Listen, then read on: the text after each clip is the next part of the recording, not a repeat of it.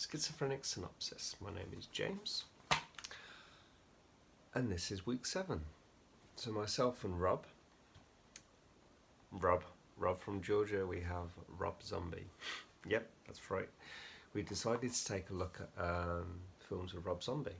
So this week, Rob is taking The House of a Thousand Corpses, and I am tackling the sequel, The Devil's Rejects. Then next week, we're both gonna hit 3 from Hell. Let's see how we get on with that. I've not watched that one yet, so I'll be watching it fresh next week, and then I'll give my fresh opinions on that. So anyway, looking at the kind of where we're at with Devil's Rejects, check out Rob's review, what he's done for House. He's gone into a lot of backstory. It's like really interesting that he's like talking about like how Rob Zombie, like about his creation of making the film and things like that. And like, it's like really interesting stuff. And so kind of I'll just throw a quick look back at that, an incredibly like quick 2-liner or 2-word, I'm really short how this is. To me it's like a family dynamic film within the exploitation world of cinema. How we have these characters. It's like it's set in the 70s, and it's just so grindhouse with like how it's all set up, and kind of quirky, almost cartoony, almost I'd say. And then this is something that Rob Zombie did state that with this film, Devil's Rejects, it's like the tone becomes more serious. It's like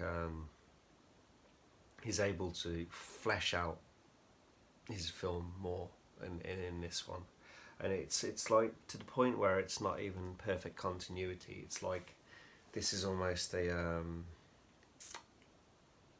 loose or a soft sequel.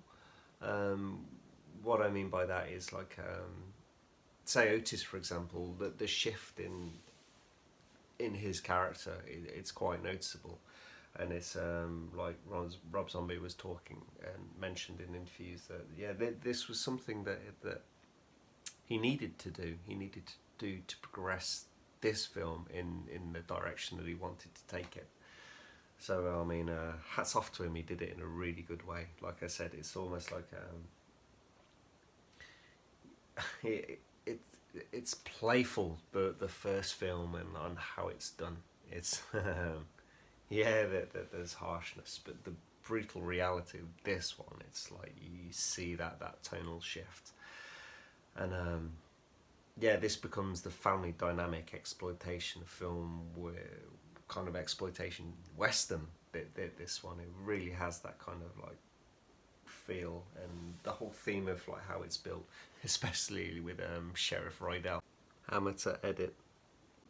So you get that western sheriff kind of tone with Wydell's kind of focus, like it's very I think that they said it was based on Lee Marvin and Robert Shaw, like a couple of others, and definitely kind of has that feel to it. It's cool. Yeah, I really like it. Huge fan of this film. Anyway, it's kind of it's set in kind of 2 halves, this film. So the first half of the film, we're focusing on the Firefly family. So we have Captain Spaulding and Madame Firefly. Captain Spaulding, that's Baby's father. Madame Firefly, who's Baby's mother, as well as Tiny, who has a small part in this film, even though he's very big. Oh, is it Marvin?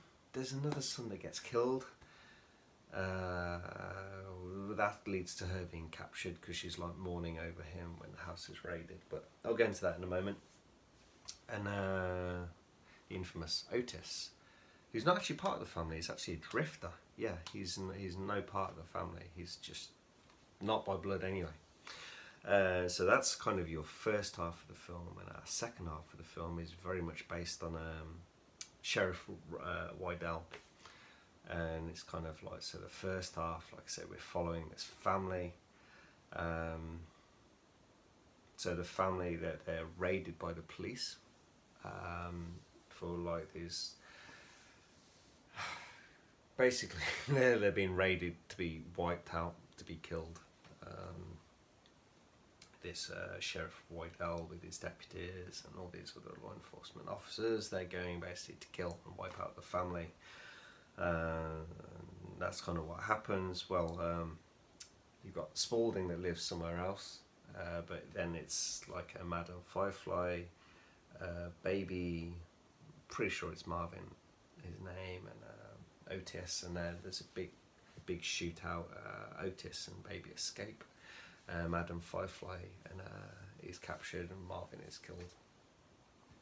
And so we follow the kind of Otis and Baby meeting up with Captain Spaulding.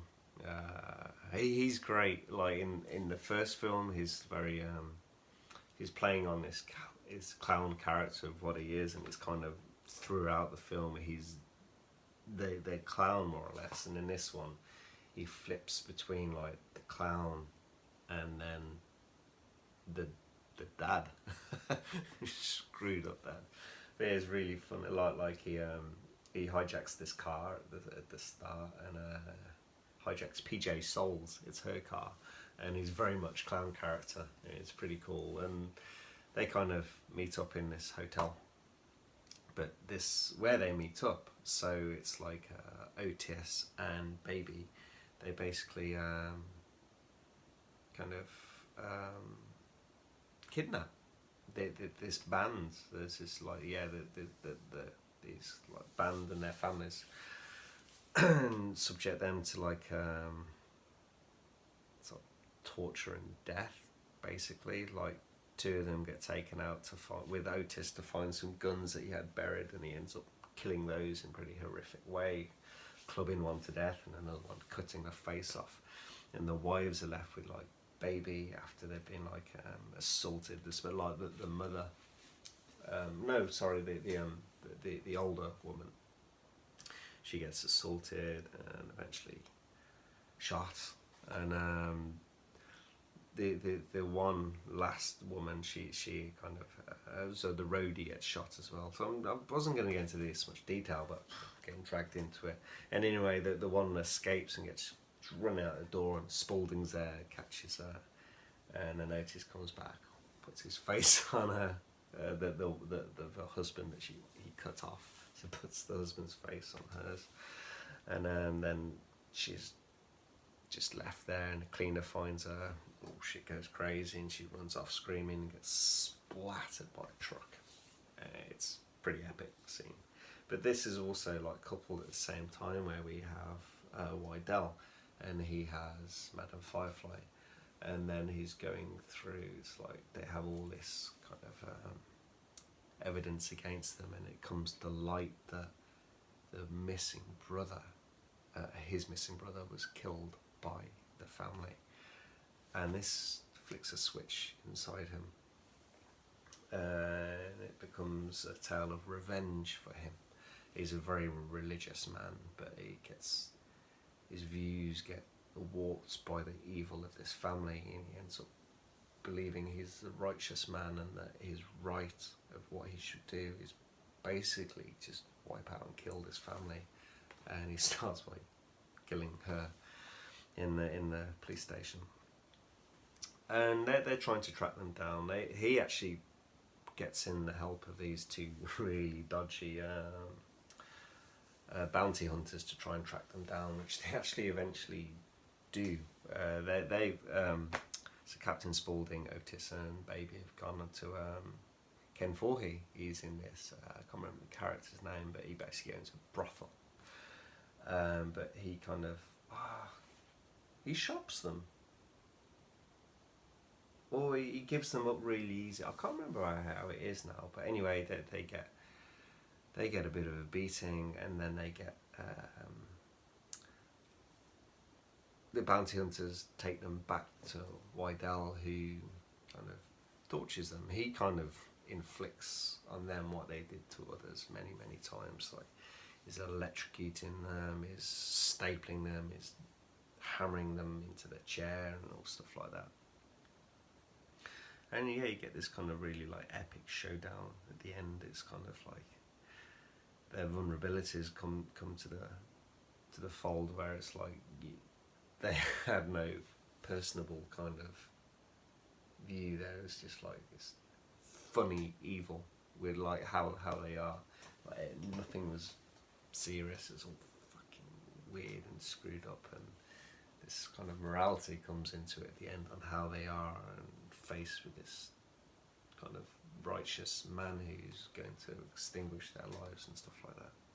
And yeah, that's kind of like basically just chipping into different parts of the film. That's kind of what it is. And I love what Zombie achieved with this film. It's like it's such an iconic film, like for me, what he did. I mean, I do like 1,000, but this just stepped up like a whole huge level for me, and you really incorporated the kind of the feel, the look, the sound of everything, like kind of exploitation from the 70s, and this could have been from that era. It's just so eloquently put together as an eloquent and exploitation you don't put together, but he did it with this, and it's a fantastic piece of cinema. I'm sure like you're watching this that you've seen it before, but if not, I highly recommend that you check it out and check out Rob's review of 1,000. You don't have to watch them, they're not super linked. You can watch them independently, and you won't kind of, especially if you don't watch 1,000, you won't lose, I don't think, a lot watching Devils, because his character development, it's kind of light, but he's even stated that it was not making a film to make this huge character piece. It's just kind of following what this family are doing, and yeah, it's like a family dynamic. Is it like Rob Zombie is a big fan of TCM, and it's kind of like his take on this screwed up family. But anyway, that's the end of the review. I hope you enjoy it, and I'm very interested to find out what Three from Hell is like. I purposely stayed well away from it. I basically know nothing. I've not read any reviews. I've not kind of read anything on Facebook or anything like that, when all these conversations have been popping up about it. Just heard some people going, "Yeah, it's shit," and others going, "Ah, it's really good."